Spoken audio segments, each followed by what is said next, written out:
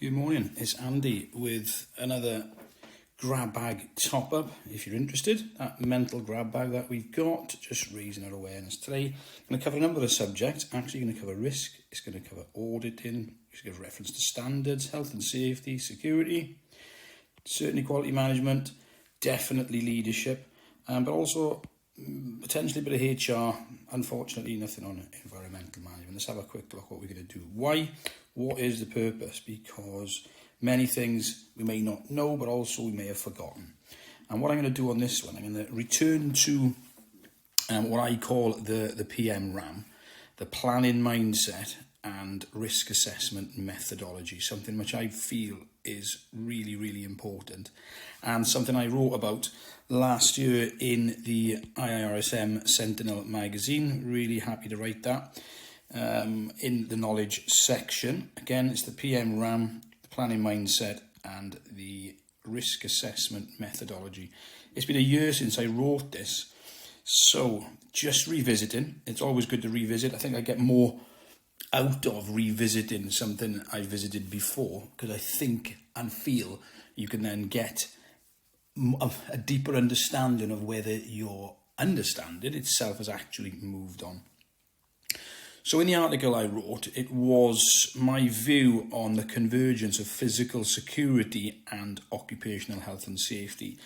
And within that, there were a number of things that I actually got to record, which was my 7 no's, and that was about decision making, organisational behaviour, systems thinking, standards and disciplines, the high level structure and understanding ISO, and the 3 lines of defence, which is given to us within the auditing world. Finally, that is about knowing yourself. So I've called these the 7 no's, and I'm wondering if my view of that has changed or improved. Ultimately, in this article, I open up with just a quick reference of one of the incidents that I was involved in. But what that did lead me into this was the turning point for me, really, with regards to health and safety. Because on reflection, I believe that was definitely a avoidable accident. And if a suitable risk assessment would have been done, then that probably would never have happened. So this is sort of where I started saying that wrong decisions really can cost lives. I always mention about upstream decisions affecting downstream personnel. I really, really do feel that. A lot of James Reason's writings talk about this. And this situation, as many other situations are, it is the upstream decisions. And sometimes those people upstream don't really know the impact of their decisions. But ultimately, I mentioned about 3 factors that I see constantly recurring. And that is, the first 2 factors are the planning mindset and the tailored risk assessment methodology. If we don't have that, then I really do believe that these are fundamental to protecting life. I refer them to RAM, risk assessment methodology. You'll see that on the next page. Because without that planning mindset, then not enough time is allocated to the critical processes of hazard identification and risk assessment. And without the correct risk assessment methodology, then I've noted flawed processes and often flawed matrices completed by less competent individuals without input from those who have boots on the ground. So important, boots on the ground, to discuss with those people at the sharp end on the coal face, their view of the risks. The second factor I talked about in this, which I'll skip across, was that convergence of physical security. And through the merger of job roles can lead missed opportunities to prevent incidents, while also increasing the risk of personal negligence. However, to combat those, I genuinely find that there's something that can counteract the first 2. And a lot of the people that I've worked with over time, they sort of share an appreciation or an application or even a working knowledge of sort of 7 similar concepts, which I've referred to as the 7 no's, which, again, decision-making, organisational behaviour, systems thinking, standards and disciplines, high-level structure, auditing, and then knowing yourself. Obviously, there's lots of people out there who are very, very knowledgeable of each of those, and some of us are knowledgeable of part of those. And I think it's just a journey, but I feel personally for me, by having a brief understanding at least of those sort of 7 areas, then that could sort of improve your understanding or just further cement your understanding. You might have not heard of them. So over to that. So at the bottom, I'm always going to keep this on the bottom page, the planning mindset and the risk assessment methodology. So the first thing I sort of talk about is those convergence, the convergence of risks. So a lot is wrong. Yeah, convergence of risks. A lot has been written about the convergence of security, that's physical security and information security, but less is documented about the convergence of physical security and health and safety. And you think any security company that you work for or with, occupational health and safety is a big part of that. So from a corporate standpoint, the benefits of a de-siloed system, that is, it's understandable when risk reporting inspections always become amalgamated. They have one person doing them all. However, it can lead to watered down content and also the removal of those very, very important reporting relationships, which further then reduces the crucial line of sight between the strategic, tactical and operational levels. So what we're saying there, that line of sight, which is something I call the line of sight, through the strategic, the tactical and the operational organisational setup. Some people switch these round, it depends what you read. When I've done my own research into this before, I could certainly note that I found more organisations or guidance will have the tactical role in the second and then operational, but really that is semantics really. But yes, when that crucial line of sight has been taken away, then ultimately, right at the bottom, people are more oblivious to the unknown knowns. So I find that really important. And what did I document here? That on the ground, the HSE hat, I didn't mean to rub that out. Let's put that back in there. The HSE hat can certainly morph onto the heads of less competent individuals with minimal comprehensions of their own legal responsibilities. This is really important. Have I seen that over the last couple of years? Last year since I wrote this, without any shadow of a doubt. And if anything, that is becoming more so. I know there's bits get written on LinkedIn about the risk of that. It is a risk, but also we need the progression for security, the progression of security needs to involve individuals' progression in health and safety, especially operational sort of physical security is really, really important. But if the board believes that all risks are adequately identified, they're assessed and they're controlled, this can then lead to an iceberg of ignorance. I've not termed that phrase, it's out there somewhere, but an iceberg of ignorance. So ultimately, you're only seeing the tip of the iceberg when at the ground operational level, we don't even know the risks. So as I say there, management are oblivious to the unknown knowns. What management don't know, but what those on the ground do know. Yeah, and that could be pretty bad. I mentioned here about the sort of the technical inexperience of people can lead to this inadvertent ultra-crepidarianism. And that's a really interesting word for me, for someone who never had a qualification growing up. But ultimately, people commenting on things they know little or even nothing about sometimes. I know of companies where the actual owner and leader of the company is a self-proclaimed health and safety consultant. And this person's never consulted within an organisation in his life. And I know that. You have a lot of this. It's a shame, but it's always going to be there. I always hope that is there down to sort of inadvertency more than anything else. But I think some people know they don't have the competence, but they still take the jobs. And it does really give practitioners that false sense of competence. And in the kingdom of the blind, the one-eyed man is king. What is that saying? Well, if nobody else recognises the issues and you're the only person commenting on it, then ultimately your own incompetence may not get highlighted. But it's very important, and nothing has changed here. You'd be saying this all the time. All roads lead back to the risk assessment. I've been mentioning that for so many years since I got into this, since my own issues and instances that were, I believe, there from a failure of risk assessment. All roads lead back to the risk assessment. When the HSE come out, whether there's a personal injury claim, you're going back to that risk assessment, and that risk assessment must start with competence.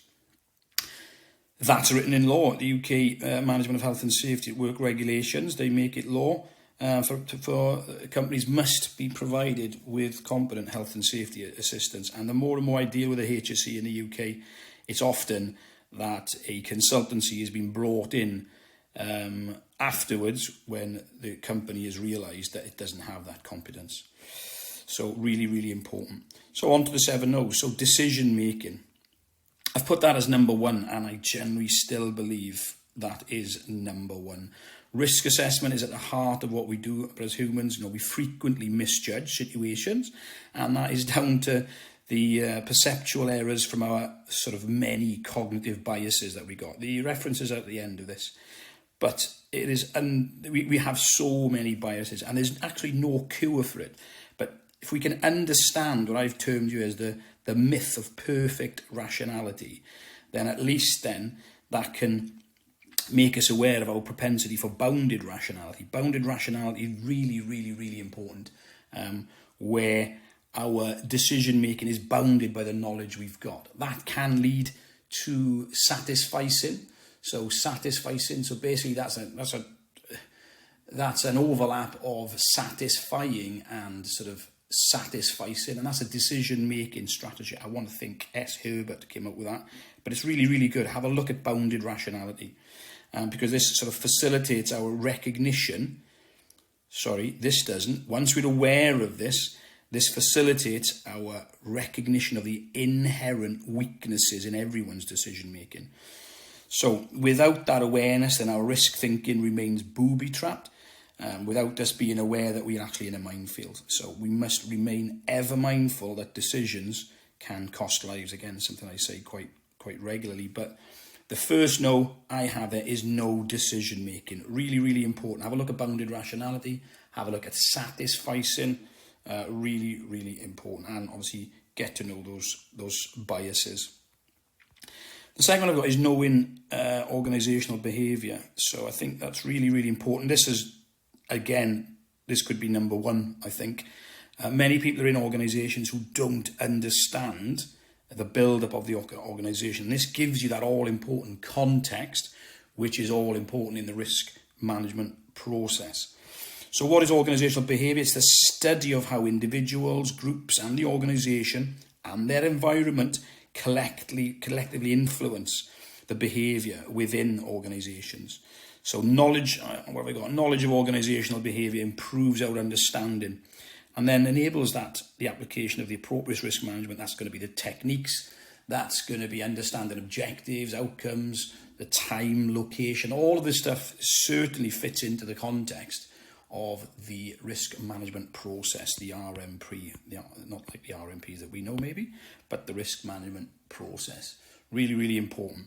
It's built up of individuals, so by understanding organisational behaviour, or at least doing some research on it, then you understand what makes up individuals, and knowledge of differences, their cognitive abilities, how personal and situational factors interact to determine our behaviour. And this helps us avoid the curse of knowledge. That, again, it's not my saying, but the curse of knowledge. I lived through the curse of knowledge most of my early career. What do I mean by that?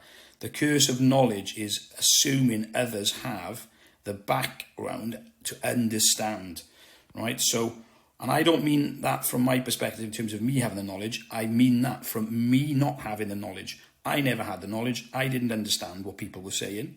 So it was the curse of their knowledge. They would say it and then people would nod, but ultimately not. They were assuming that people had that background to understand. A lot of this happens with IT, doesn't it? IT. You'll get a message, delete your cookies. We go into the fridge.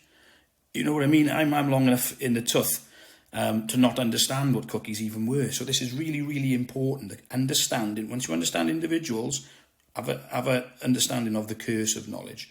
Groups.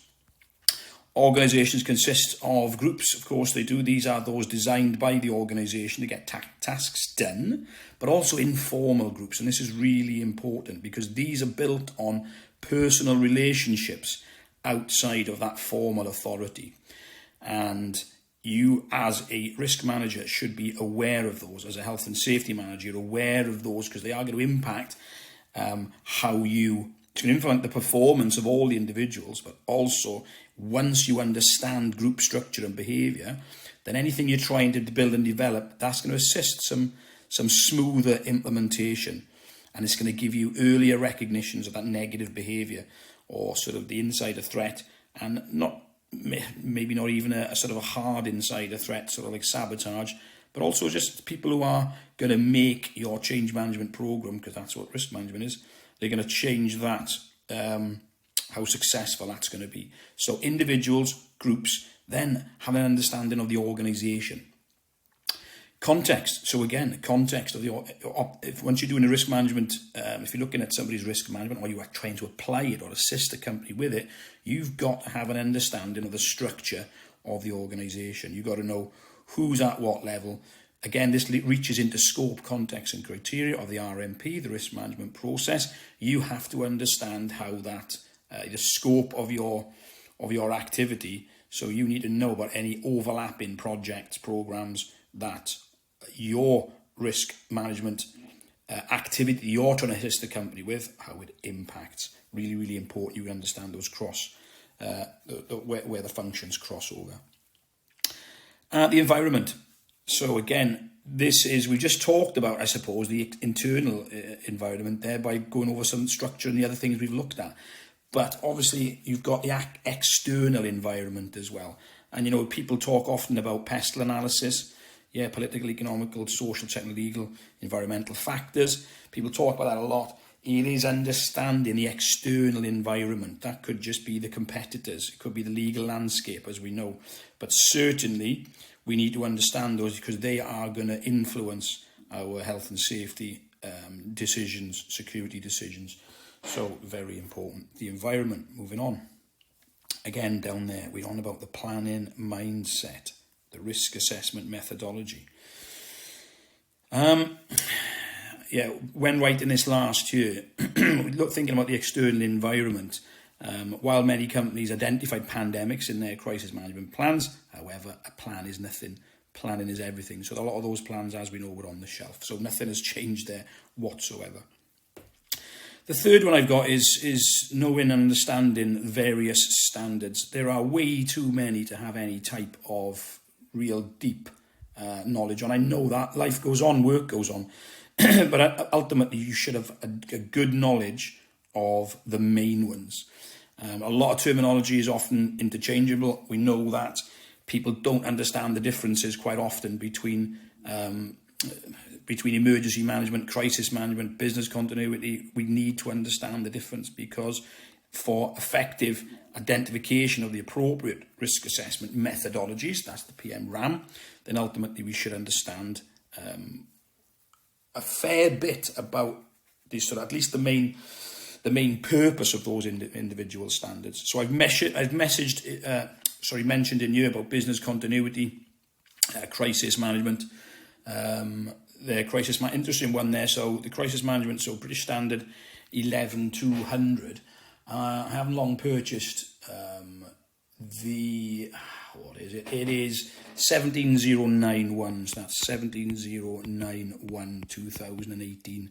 And that's basically a slight move from the British Standard to this technical specification, which will hopefully go into European norm, then hopefully into an ISO, hopefully. But I think I purchased that a couple of months ago. Interesting to read through it. This is not that much different from 11200, but it is really worth a look.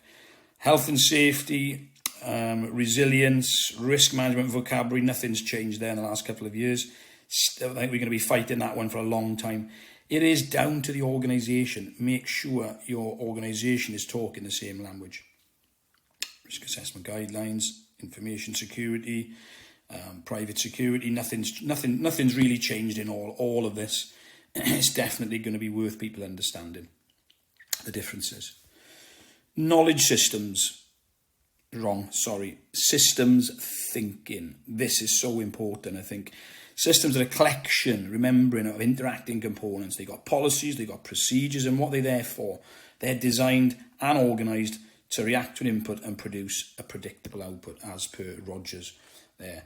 Systems thinking is used to analyse relationships, so we can get that deeper understanding to enhance our decision making.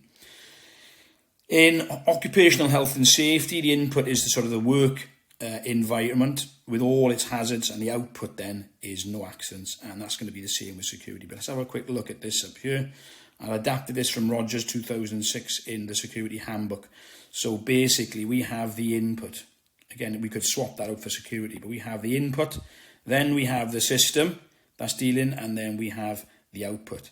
So if there has been attacks, if there has been successful attacks or accidents, then ultimately we could be saying that our procedural, our technical, and our sort of the human element, we could say that has failed. It happens more regular, than everybody would like, of course. Moving quickly down here, a little bit more from sort of Rogers about probabilistic and deterministic systems. Just going to jump through to this. If organisations run an inadequate system, there should be no surprise when it fails. That's what I said last year. There is no change there. Within that period of 1 year, I've unfortunately been at some serious incidents, which, again, the system had identified it. These things have been identified for a long time, but nothing had been adequately done about it, and it had failed. Things have failed. Number 5, knowing the sort of high-level structure, knowing ISO. I honestly don't think anybody can get along in any content. That's wrong. I don't think anybody can get along in a management position nowadays without knowing a bit about ISO. And the more you understand about ISO at the strategic level and believing the value of it, I don't mean the believe in the value of getting a certificate. I believe in the value of actually applying the gift of ISO direction. Really, really important. Not just a tick box exercise. So more then at the sort of the tactical and operational level at the bottom, it's understanding the clauses, knowing the context of the organisation, knowing what's required of leadership, knowing what's required in the planning stage. Just looking at the objectives, looking at your risk assessments, what's happening in support, look at the training, the competence, the operations. Of course, everything that we do, we should be knowing that. But read the standards. It's going to give you good guidance. Performance evaluation improvement. We're going to come onto that in a little bit more. It is so important. The benefits of a working familiarity of that high-level structure. Their clauses, their flow diagrams, their frameworks, so important. They're actually invaluable, and I still massively, massively believe that. Even more so, understanding what that is. Number 6, I've got knowing, auditing, and understanding a bit about the 3 lines of defence. Anybody who interacts with myself will know I go on about the 3 lines of defence very, very often. Come to us from I think it's the Institute of International Auditors, right? It's actually, I've got it written down the bottom. What exactly is it? No, I've taken that from the Orange Book, but that's where it actually came from. It's the Institute of International Auditors, I think it's called that. But having a concept, having an understanding of the 3 lines of defence and auditing. Let's go with auditing first. Put simply, internal auditing is critical. Without any shadow of a doubt, that has only been cemented further in the last year. It provides all involved an opportunity to undertake a health check of the system, while also providing a level of assurance to senior management and the board. It's simple, it's critical. It is critical, I've said it there, I'm going to continue on saying it. And half of the mistakes, half of the bad issues that happen could have been prevented if we'd had that foresight. That is risk management, isn't it? It's about identifying, anticipating, preparing for those things. We're going to move on now to the 3 lines of defence. And I genuinely believe it helps visualise how the internal audit supports risk management. Broken down into three. Let's just have a quick look at that from a distance here. So the 3 lines of defence. Taken quite simply and not literally, on the ground, in an operational context, you have people who undertake tasks. You have the risk owners. So if you're working for a maritime security company, you have people who are going to be on a vessel protecting that vessel. Okay, so they are the first line of defence. They need to be able to identify, analyse, evaluate what physical hazards are happening, what information system security hazards, risks are there. The first line of defence, straight away, really, really, really important. Now, the first line of defence are generally overseen. Oh, excuse me, got the wrong pen on. Let me get rid of that. Overseen by the sort of second line of defence. Let's think of it as that. The second line of defence. That could be your security department. It could be a health and safety department. It could be your inspections. But ultimately, there is going to be, in some shape or form, again, this is why we need to understand the context of the organisation, how it is set up. Obviously, a one-man band who's a plasterer, just does building services on his own. He's all lines of defence. That third line of defence maybe is his partner at home, who reminds him to do his insurance. But when you think about it, you're going to have someone on the coalface, you're going to have somebody taking an overview, and you're going to have somebody then who maybe even inadvertently does checks. It might not be as formalised as an internal audit, but this is why the 3 lines of defence, it really does bring it home. If we can formalise this third line, because the third line will be checking on the first and second lines, if we can formalise that third line, and if even better if that third line can be independent, then that's going to give us the best chance of success. So really, really important. That's the 3 lines of defence. I really do appreciate that.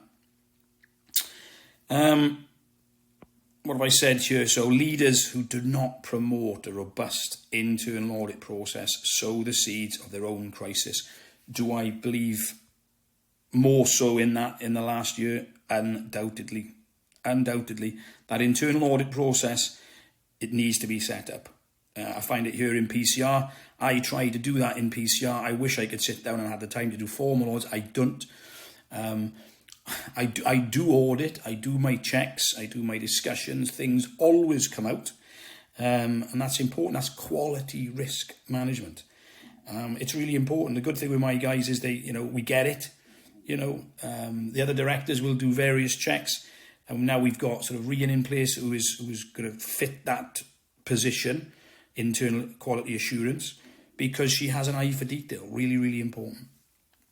But when an organisation's occupational or security system is weak, it's not robust, it's the role of internal audit to highlight this.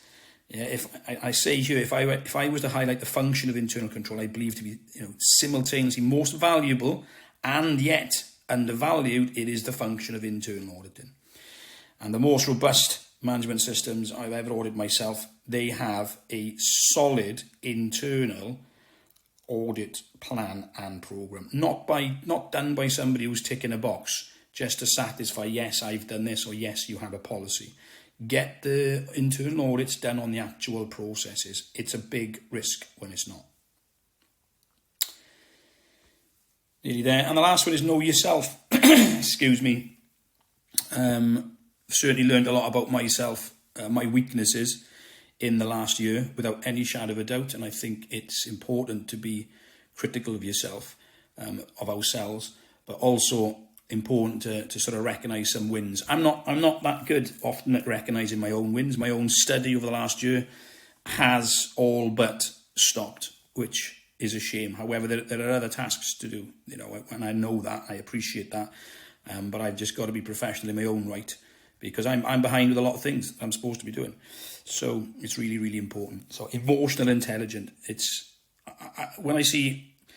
I think once you understand what emotional intelligence is, you will recognise when other people don't have it. And I feel that the narcissists out there who own companies, they wouldn't even take the time to understand what it is. They wouldn't be able to sort of monitor their own emotions and to really dig in and say, well, hang on, why are you doing this? It's so important. I think, of all the 7 no's, it's knowing our strengths and weaknesses that drives our own CPD. Have I developed in the last year? Yes, I have developed. Not as far as I want to, but I feel my year or 18 months has been more so trying to be proactive in assisting other people to develop. Is that good for business? Of course it is. Is it good for my mental health? That's the most important thing. I genuinely like helping people. I always have, and I feel that my own personal development is on the back burner. But that's just how it is. And next year or the year after, I can pick back up with that. Do we adopt a planning mindset? That's the key. If we don't open our minds, if we don't give those who are required to do risk assessments, if we don't give them the time, we ain't going to get anywhere. Do we understand the many risk assessment methodologies? It's not just a 3x3 matrix that we can, for health and safety that we should be applying. There's so many other more techniques, whether it's just your brainstorming or talking to people. But at the end of the day, I think one thing that is now standing out to me that I probably would have put in these sort of 7 no's last year, and that is relationships. I think relationships is absolutely critical. Spent a lot of time looking at the risk management process within ISO 31000 and communication and consultation. So communication and consultation is virtually there as an 8th no, to be honest. As risk practitioners, we owe it to ourselves and our families that and those that rely on our decisions to ensure that we never, ever blindly trust it. We can't blindly trust things, but we must inquisitively, confidently test it. We've got to test it. We can't just blindly trust it. And as William Edwards Deming says there, it's not enough to do your best. You must know what to do and then do your best. So that's the 7 no's. A little bit longer than what I thought. What have I put on here? 1 second, bear with me. So we have a couple of slides that I use. Is this still true? No plan survives first contact with the enemy. Is that still true? I think yes. It's a really good thing to have in our minds. No plan survives first contact with the enemy.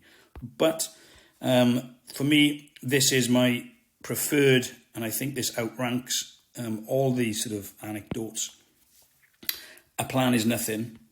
A plan is everything. And it's all well and good having something documented, but if you haven't actually planned on it, if you haven't involved people in it, if you haven't involved people in your plans, then ultimately when it goes south, when it goes north, when it goes, there's some other sayings there which I probably won't use, when it goes wrong, when it goes loud, then ultimately, if people have not been involved in the planning, then they're going to miss some real critical activities they're supposed to be doing. And that planning could well be, I'm not saying get every single person off the shop floor to sit around a whiteboard. What I'm saying is, when you've done your strategic planning, your tactical planning, and ultimately you need to be on the ground testing those plans, because that informs how well our planning is. So that was it, the PM-RAM planning mindset and risk assessment sort of methodology. What would I now say? Issues on the ground. Let's have a look here. I think time, absolutely time. People do not allocate enough time to that risk assessment, the planning. They don't have a planning mindset. Risk assessment techniques. I think that's a big one. People don't understand the plethora of techniques that are out there. And this is simple, just as chatting, as brainstorming as well. So it's not like all of these have to be learned from a book. The risk management process not being applied, as people not understanding the risk management process over the last year. I've learned how important that is, and to have an understanding of that process, be able to regurgitate the process. Issues, not aware of standards. So not aware of standards. When people aren't aware of the various standards that are out there, then they start reinventing the wheel. So it is very often that I go into organisations when somebody is sort of getting paid to come up with some risk management process or apply some risk assessments or any type of change really. And I think they reinvent this wheel that does not need to be reinvented. And somewhere down the line, someone is then going to say, well, hang on, isn't that all considered in X, Y, and Z model? And then a lot of time, a lot of money has been spent, which shouldn't have been spent. That's a hat. And that's times 2. So double-hatted individuals, which was the whole reason for that article, actually. But these are the issues on the ground. People having too many roles to do and not having the understanding. Many people in health and safety don't understand health. I think we know that. Many HSE managers don't understand the environmental aspects, impacts, waste transfer notes, the basic part of environmental management they don't get. So really important. And then there's the security guys who get given the HSEQ hat, again, without any formal training, so really important. So that's it. If you've learned something, that's fantastic. That's really good. Really happy. Again, if you understand the principles of risk management, that is certainly going to help you. So thank you very much. Really do appreciate your time with that. It was a lot bit longer than I sort of wanted to, but a last second sort of chuck up to the IIRSM for letting me write that article. It certainly gave me a lot of thinking time last year, which I needed. And now to reflect on it, I'm pretty confident that those 7 no's are still the same. But ultimately, like I said, that communication and consultation, I think, would have been an eighth no, because without any of that, nothing else happens. So that's it. Thanks for watching. Do appreciate it. Don't trust it. Test it.